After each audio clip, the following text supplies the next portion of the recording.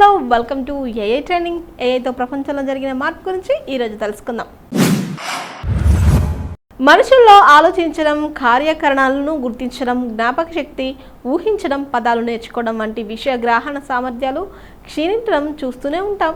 తప్పులను చేస్తుంటాం. ఇది మనకే పరిమితం అనుకుంటే తప్పులో కాలేసినట్టే. మహామేధగా భావిస్తున్న కృత్రిమేధ సైతం విషయగ్రహణ క్షీణతకు గురవుతుంది. ఆశ్చర్యంగా అనిపించినా ఇదే నిజమేనని తాజా అధ్యయనం పేర్కొంటుంది. ముఖ్యంగా జబ్బుల నిర్ధారణలో పొరబడే అవకాశం ఉండటం సందేహాలను రేకెత్తిస్తుంది. కృత్రిమేధ వెల్లువతో ఆఫీస్ ఉద్యోగాలు మాయమవుతాయి. అంతా సీనేమీ లేదు అనుకుంటే దీనికి కొన్ని పరిమితులు లేకపోలేదు. ఆర్టిఫిషియల్ ఇంటెలిజెన్స్ మీద ఇలాంటి వాదోపవాదాలు చాలా కాలంగా నడుస్తూనే ఉన్నాయి. ఈ భయాలను, ఆందోళనను తగ్గించే, అలాగే మరింత పెంచే కొత్త విషయాలు వెలుగులోకి వస్తున్నాయి. వయసు మీద పడుతున్న కొద్దీ మనుషుల్లో మాదిరిగానే ప్రముఖ ఏఐ మోడళ్లు, చాట్బాట్స్లోనూ విషయగ్రహణ సామర్థ్యం క్షీణిస్తున్న లక్షణాలు కనిపిస్తున్నట్టు బ్రిటిష్ మెడికల్ జర్నల్లో ప్రచురితమైన అధ్యయనంలో వెల్లడైంది. మరి ఇదేమీ అల్లాటప్పగా తేల్చిన విషయం కాదు. జబ్బుల నిర్ధారణలో ఇప్పుడు వాడుకుంటున్న లార్జ్ లాంగ్వేజ్ మోడళ్లు చాట్బాట్స్ను మాంట్రియల్ కాగ్నిటివ్ అసెస్మెంట్స్ పరీక్షతో పరిశీలించి మరీ గుర్తించిన సంగతి. ఇందులో ChatGPT-4, ChatGPT-4o, Claude 3.5, Gemini 1, Gemini 1.1 వంటి ప్రముఖ చాట్బాట్స్ పనితీరును విశ్లేషించడం గమనార్హం. ఒకంత ఆందోళన. ఇప్పటికే వైద్య రంగంలో ఏఐ టూల్స్ను విరివిగా వాడుకుంటున్నారు. ఇవి రోగుల రికార్డులను క్రోడీకరించడం, వారికి అనువైన చికిత్సా ప్రణాళికలను రూపొందించడం, సిటీ స్కాన్లు, ఎక్స్రేలు, ఎంఆర్ఐల వంటి పరీక్షలను విశ్లేషించడం వంటివి చేస్తున్నాయి. ప్రయోగ పరీక్షల్లో మందుల రూపకల్పనలో ఖచ్చితత్వాన్ని పెంచడానికి, ఖర్చును తగ్గించడానికి ఇవి ఉపయోగపడుతున్నాయి. క్యాన్సర్ వంటి తీవ్ర జబ్బుల చికిత్సల్లోనూ దన్నుగా నిలుస్తున్నాయి. ఏఐ సహాయంతో పరీక్షలను విశ్లేషించడం ద్వారా తొలి దశలోనే జబ్బులను పట్టుకోవచ్చు, నిర్ధారించవచ్చు. అంతేకాదు, జబ్బు ముదురుతున్న తీరును అర్థం చేసుకోవడానికి, అవసరమైతే చికిత్సలను మార్చడానికి ఏఐ టూల్స్ ఉపయోగపడతాయి. ఈ నేపథ్యంలో తాజా అధ్యయనం కొంత ఆందోళన రేకెత్తిస్తుంది. అయితే దీన్ని పరిశోధకులు డిజిటల్ నమూనాల్లోకి మార్చడమే కాకుండా దీంతో కృత్రిమ మేధను పరీక్షించారు. జాగరూకత, జ్ఞాపక శక్తి, కార్యనిర్వహణ సామర్థ్యాల వంటి వాటిని నిశ్చితంగా విశ్లేషించారు. ఒక్క ChatGPT-4o తప్ప మిగతా అన్ని లార్జ్ లాంగ్వేజ్ మోడళ్లలోనూ ఒక మాదిరిగా విషయగ్రహణ సామర్థ్యం క్షీణించినట్టు, వీటిలో డిమోన్షియా తొలిదశ లక్షణాలు కనిపించినట్టు తేలడం గమనార్హం. మనుషుల్లో మాదిరిగానే వీటిల్లోనూ వయసు మీద పడటమే ఇందుకు కారణమవుతుండడం విచిత్రం. వయసు మీరిన రోగుల మాదిరిగా పాత చాట్బాట్స్ కూడా మోకా పరీక్షలో వెనుకబడుతున్నట్టు తేలింది. ప్రముఖ చాట్బాట్స్లో విషయగ్రహణ క్షీణత స్పష్టంగా కనిపిస్తుండడం, ఇది జబ్బుల నిర్ధారణలో విశ్వసనీయత మీద ప్రభావం చూపే అవకాశం ఉండడమే ఇప్పుడు ఆలోచింపచేస్తుంది. ఇది రోగుల నమ్మకాన్ని దెబ్బతీసే ప్రమాదం ఉంది. కృత్రిమ మేధ త్వరలో డాక్టర్ల స్థానాన్ని ఆక్రమిస్తుందనే భావనలను ఇది సవాలు చేస్తుంది. పరిమితులు సుస్పష్టం. ఏఐ విషయం గ్రహణ పరిమితులను ఈ అధ్యయనం స్పష్టంగా చూపుతుంది. ఇప్పటికే దీన్ని వైద్య సాధనాలుగా ఉపయోగించుకుంటున్న నేపథ్యంలో దీని విశ్వసనీయత ప్రశ్నార్థకంగా మారే అవకాశం కనిపిస్తుంది. నిజానికి ఏఐ మోడళ్లు సామర్థ్యం మీద అనుమానాలు రేకెత్తడం ఇదే మొదటిసారి కాదు.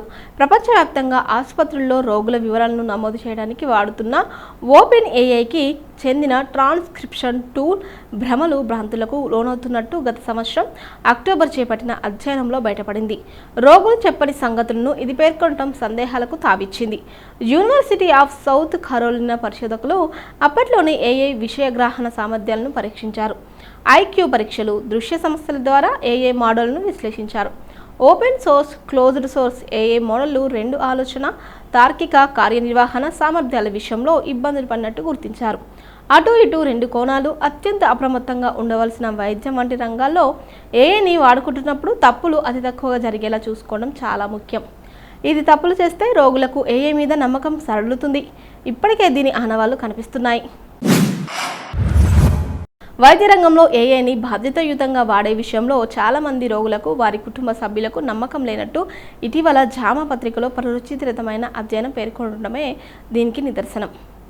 ఆరోగ్యానికి సంబంధించిన తమ సమాచారం భద్రంగా ఉంటుందో లేదోనని అనుమానం బలంగా వ్యక్తమైంది. అలాగని అంతా ప్రతికూలమే అనుకోవడానికి లేదు. ఏఐ పట్ల సానుకూల కోణము లేకపోలేదు. మనుషుల స్థాయిలో ఏఐకి విషయగ్రహణ సామర్థ్యాలను కట్టబెట్టడానికి సంస్థలు నిశ్చితంగా దృష్టి సారిస్తున్నాయి. ఆర్టిఫిషియల్ జనరల్ ఇంటెలిజెన్స్ ఏఐ మోడల్ను ఇంకాస్త పరిపుష్టం చేస్తున్నాయి. తార్కిక ధోరణులతో అంచెలంచెలుగా ఆలోచించాలంటూ ఏఐ మోడళ్లు ప్రాంప్టును అందించగా అవి గణనీయంగా మంచి నైపుణ్యాన్ని, పురోగతిని ప్రదర్శించినట్టు యుఎస్సి పరిశోధకులు గుర్తించారు కూడా.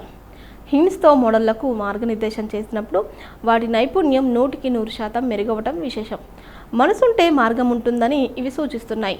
ఏఐ మోడళ్లకు వయోభారం పడకుండా ఎప్పటికప్పుడు వినూత్నంగా రూపొందిస్తే నమ్మకం, విశ్వసనీయత సడలకుండా కాపాడుకోవడం అసాధ్యమేమీ కాదు.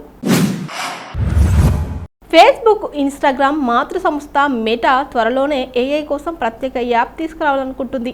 దీనిపై ఓపెన్ ఏఐ సీఈఓ స్పందించారు. ఆర్టిఫిషియల్ ఇంటెలిజెన్స్ విభాగంలో ఓపెన్ ఏఐ సంస్థ దూసుకెళ్తుంది.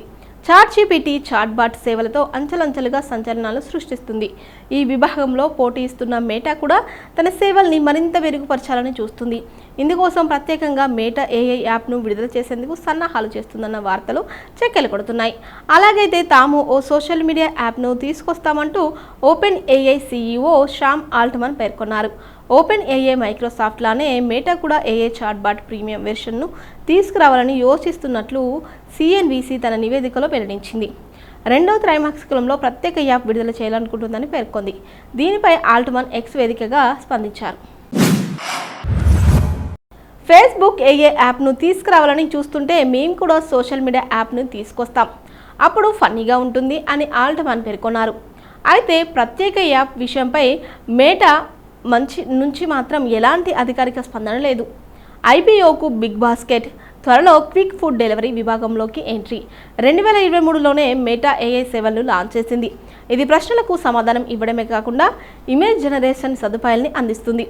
ఏఐ సేవల్ని మరింత మందికి చేరువ చేయడం కోసం తన ప్లాట్ఫామ్లైన Facebook, Instagram, WhatsApp Messenger, search బార్లలో ఈ కృత్రిమ మేధా సేవల్ని జోడించింది. మరోవైపు ఈ విభాగంలో సేవలు అందిస్తున్న ఓపెన్ ఏఐ, గూగుల్ సంస్థలకు గట్టి పోటీ ఇవ్వాలని కంపెనీ సీఈఓ మార్క్ జుకర్బర్గ్ చూస్తున్నారు. అందులో భాగంగా ఏఐ మౌలిక సదుపాయాల కోసం ఈ ఏడాది $65 బిలియన్ పెట్టుబడి పెట్టాలని చూస్తున్నారు. మరోవైపు మెటా రియాలిటీ ల్యాబ్స్ కింద ఏఐ ఆధారిత హ్యూమనాయిడ్ రోబోట్లపైన పనిచేస్తుంది. డీప్సీక్ తన V3R1 మోడళ్ల వ్యయ లాభాలకు సంబంధించిన కీలక విషయాలను పంచుకుంది. చైనాకు చెందిన ఏఐ స్టార్టప్ డీప్సీక్ దూకుడు కొనసాగుతుంది. V3R1 మోడళ్ల విడుదలతో మొత్తం ఇండస్ట్రీనే కుదిపేస్తుంది. ఈ నేపథ్యంలోనే వీటిపై ఖర్చు, లాభాలకు సంబంధించిన కీలక విషయాలను కంపెనీ వెల్లడించింది. బాగా ప్రాచుర్యం పొందుతున్న ఈ మోడల్ నుంచి రోజుకు వ్యయ లాభ మార్జిన్ నిష్పత్తి 545% వరకు ఉంటుందని పేర్కొంది. అయితే వాస్తవిక ఆదాయం దీనికంటే తక్కువగా ఉండే అవకాశం ఉన్నట్లు తెలిపింది.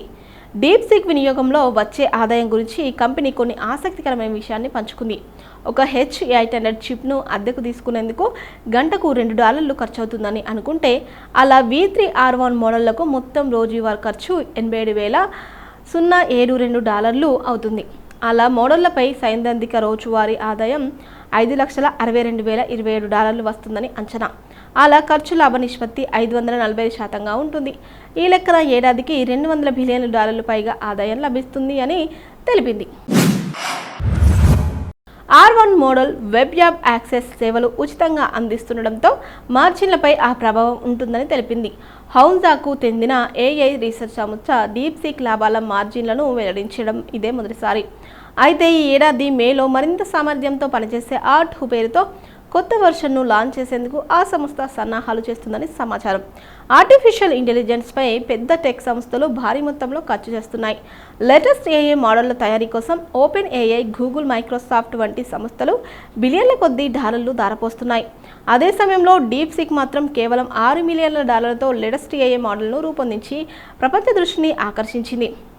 అయితే ఇవి కొద్ది రోజుల్లోనే ప్రపంచవ్యాప్తంగా ప్రజాదరణ పొందాయి. దాని DeepSeek-3 మోడల్కు శిక్షణ ఇచ్చేందుకు తక్కువ సామర్థ్యం గల ఎన్విడియా H800 చిప్పులను ఉపయోగించినట్లు పేర్కొంది.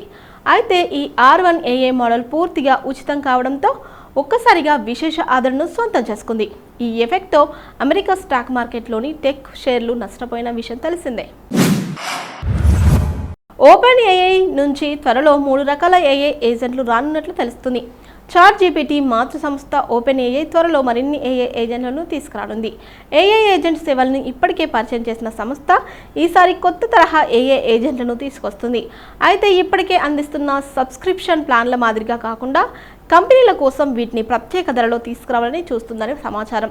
నిర్దిష్టమైన విభాగంలో ప్రత్యేక నైపుణ్యం కలిగిన ఈ ఏజెంట్లను వినియోగించాలంటే ధర కాస్త ఎక్కువ వెచ్చించాల్సి ఉంటుందని నివేదికలు పేర్కొంటున్నాయి. ఓపెన్ ఏఐ సంస్థ 3 రకాల ఏఐ ఏజెంట్లను తీసుకురావాలని భావిస్తుంది. ఇందులో ఒక ఏఐ ఏజెంట్ సంస్థలో కీలక వ్యక్తిగా వ్యవహరిస్తుంది. సంబంధిత అంశంపై లోతైన జ్ఞానం కలిగి ఉంటుంది. విమర్శనాత్మక ఆలోచన, వ్యూహాత్మక ప్రణాళిక, సొంతంగా నిర్ణయాలు తీసుకునే సామర్థ్యం దీని సొంతం. ఈ ఏజెంట్ ధర నెలకు 1.74 లక్షలుగా ఉంటుందని తెలుస్తుంది. సాఫ్ట్వేర్ డెవలపర్గా పనిచేస్తే మరో రకం ఏఐ ఏజెంట్ ప్రస్తుతం అభివృద్ధి దశలో ఉన్నట్లు సమాచారం. దీని ధర నెలకు 8.7 లక్షలుగా ఉండనుంది. Coding, debugging, bug fixing, code development వంటి విధులను ఈ ఏజెంట్ నిర్వర్తిస్తుంది. అయితే ఇదే సామర్థ్యంతో అమెరికాకు చెందిన టెక్ కంపెనీ కాగ్నిషన్కు చెందిన కృత్రిమ మేధ ఆధారంగా రూపొందించిన సాఫ్ట్వేర్ ఇంజనీర్ డెవిన్ సబ్స్క్రిప్షన్ ధర 45,500 కంటే చాలా ఎక్కువ. ఇన్ఫోసిస్ ఉద్యోగులు నెలలో 10 రోజులు ఆఫీస్కు రావాల్సిందే. ఇక మూడో రకం ఏఐ ఏజెంట్ పిహెచ్డి స్థాయి పరిశోధన చేసే సామర్థ్యంతో వస్తుంది. దీని ధర నెలకు $20,000, అంటే మన దేశ కరెన్సీ ప్రకారం అక్షరాల 17 లక్షలుగా ఉండనుందని సమాచారం. మరోవైపు గూగుల్ తన జెమినీ డీప్ రీసెర్చ్ ఫీచర్ను అందిస్తుంది. ఒక అంశాన్ని పరిశీలించి సమగ్రంగా నివేదికలు రూపొందిస్తుంది. నెలకు 1,950 చెల్లించి జెమినీ అడ్వాన్స్డ్ ప్లాన్ను వాడుతున్న వారికి ఈ సదుపాయం లభిస్తుంది. దీంతో పోలిస్తే ఓపెన్ ఏఐ ఏజెంట్ ధర చాలా ఎక్కువ. అయితే ఎప్పటిలోగా ఈ ఏజెంట్లు అందుబాటులోకి రానున్నాయనే విషయంపై మాత్రం స్పష్టత లేదు.